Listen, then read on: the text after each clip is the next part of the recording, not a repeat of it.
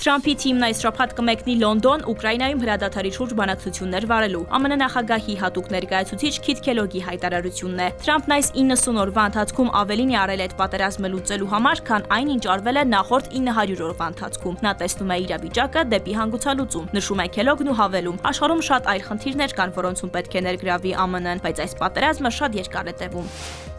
Ուկրաինայի հնարավոր անդամակցությունը ՆԱՏՕ-ին սպառնալիք է Ռուսաստանի ազգային անվտանգության համար, այսօր հայտարարել է Ռուսաստանի նախագահի մամուլի քարտուղար Դմիտրի Պեսկովը։ Այդ հեռանկարը նաև ուկրաինական հակամարտության պատճառներից մեկն էր։ Ուկրաինան որևէ պարագայում չպետք է դառնա Հյուսիսատլանտյան դաշինքի անդամ, նաև պետք է զուրկ լինի նման հեռանկարից։ Առաջիկա օրերին Թուրքիայի և Միացյալ Նահանգների առևտրի նախարարները բանակցություններ կանցկացնեն Անկարայի դեմ ԱՄՆ կողմից սահմանված 10% մաքսատուրքը վերացնելու շուրջ։ Թուրքիայի առևտրի նախարարի խոսքով Թուրքիան արժանի չէ նման մաքսատուրքերի։ Մենք թույլ չենք տա, որ Թուրքիան պահեստի վերածվի, ուր մրցակից պետությունները կներկրեն և պահ կտան իրենց արտադրանքը։